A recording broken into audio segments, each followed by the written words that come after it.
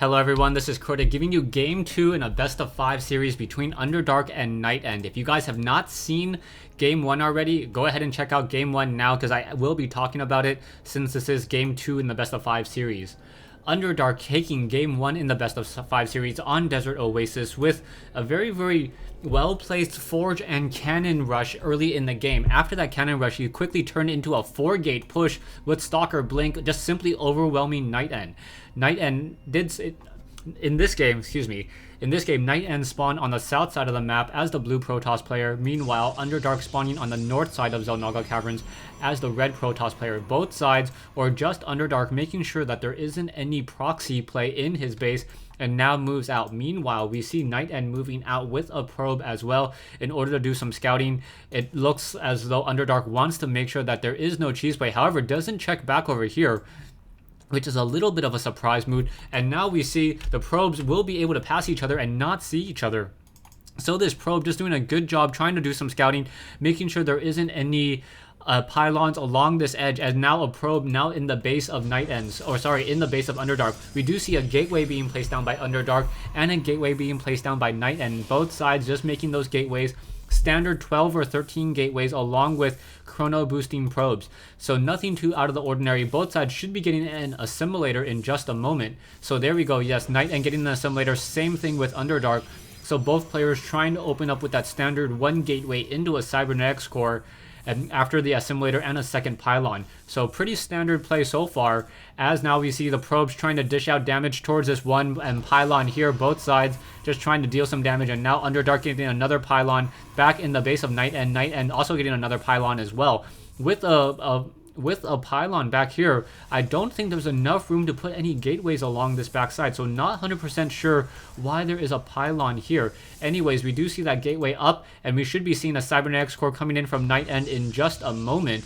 However, where is it? Now training up some more probes, and there's a cybernetics core. So the cybernetics core being built in the back of the base. Meanwhile, Underdark also getting the cybernetics core here, and it looks as though, yes, we had a gas denial. So it's very hard to tell unless you look at the mini-map, but this is a gas denial coming in from NightEnd.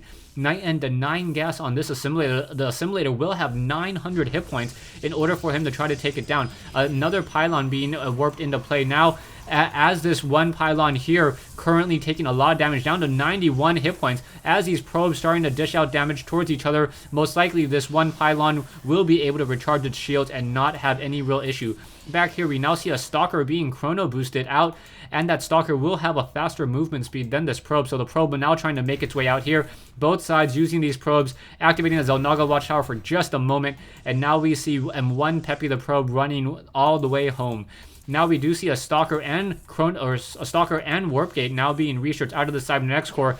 The Stalker now going to try to take down this assimilator. Assimilator will take quite some time to take down just because of the abnormally large amount of hit points on the Protoss gas collector, 900 compared to 500. We do see a second gateway now coming in from NightEnd. However, we see Underdark going for a fast Nexus. So this Nexus will give him a significant advantage in the economic game if he is able to get that up and running and saturated. We also see another gateway being warped in. So this strategy looks to be a fast Nexus into what I would believe is a 4-gate, and 4-gate allowing for a strong enough army to try to deal with any early harassment. However, NightEnd automatically pushing with a 3-gate into a robotics facility, so that robotics facility will be able to pump out Immortals very easily as well. The chrono boost nearing completion. However, there is no probe able to set down a proxy pylon anywhere this far down the map, so this Underdark's Nexus will be able to be warped in just a moment. It does not look like these Stalkers are going to be doing any sort of pressure at this stage in the game, just trying to move around the map. Both Stalkers getting sight, however not gaining sight on this very critical piece of information here, this Nexus on the low ground at the natural expansion. We see 28 harvesters for Underdark, 26 harvesters for NightEnd.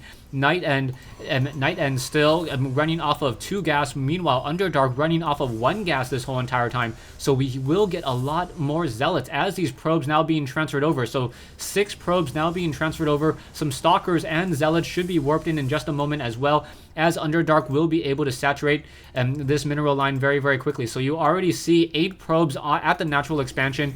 Meanwhile, Underdark is currently mining with 21 probes here. So this all it needs is 3 additional probes and will be fully saturated. So Underdark will be getting a very strong economic lead in just a moment, as another pylon should be warping in just a moment. However, we should be getting a sentry with a force field, and I think that force field will be placed in just a way to split apart the army. Underdark wants to get perhaps a pylon. Oh no, does not. Why did he sacrifice that probe? That probe is very critical and did not warp in a pylon. That was a very critical mistake there by Underdark sacrificing that probe. I would have liked to see the pylon being warped in right here just outside of the Stalker range to shoot it down, but still able to warp in units along this ledge right here. We do see an observer now moving out, and NightEnd is quickly going to realize why Underdark is not pressuring. Underdark, with only 1 sentry and a couple Stalkers, will be able to contain NightEnd in his base, and now with that economic lead, that severe economic lead,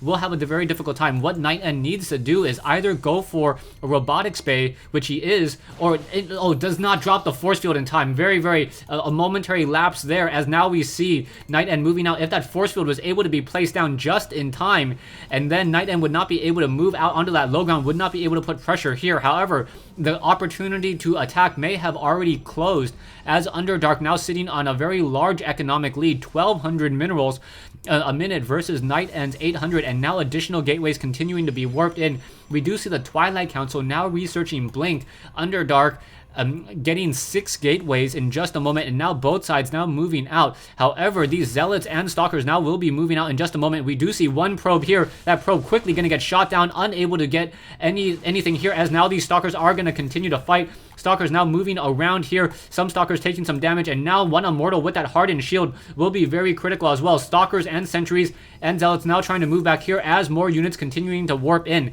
Underdark does have a very strong economic advantage, but will he be able to capitalize on it is the key question. Activating that Guardian Shield across all these units here.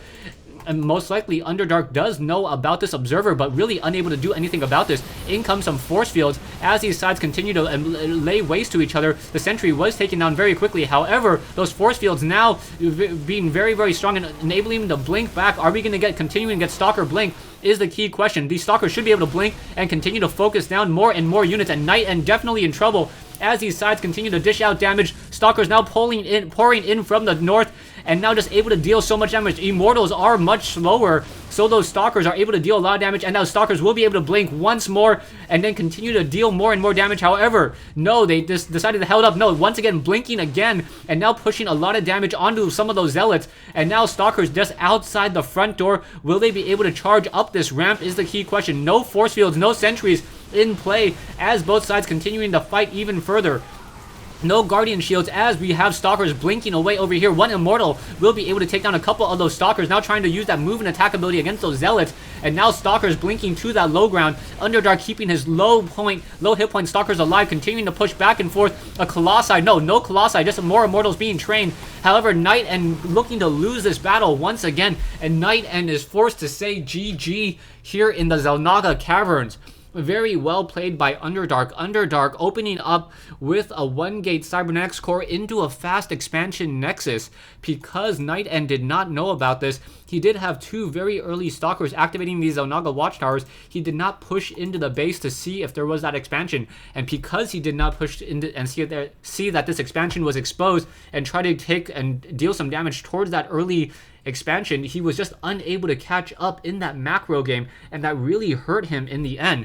And also, Underdark did try to do a semi-contain on the ramp here, and this was something that I had wished Underdark did successfully. As a Protoss player, if you know you have the fast expansion and have a significant lead against your opponent, you can just contain them in their base. The Protoss player, all they can do then is try to throw a pylon here along the ledge and warp units onto that low ground, or come in with Colossi. However, Underdark, sleeping at the wheel for just a second, was unable to force that contain, and as NightEnd was able to pour out all of his units, NightEnd was able to just break that containment. However, in breaking that containment, he moved back to the north in trying to deal damage towards Underdark expansion. We did see some well-placed force fields. However, because Underdark did not reveal that he had Blink until very much later in the game, after those force fields were placed down, his own zealots got caught behind those force fields as those stalkers were able to fight within the safety and behind his own friends and those force fields, giving Underdark the win. Thanks for watching. Thanks for listening. I hope you guys enjoyed this 1v1 replay, Game 2 in a best of 5 series between NightEnd and Underdark here in the Xel'Naga Caverns.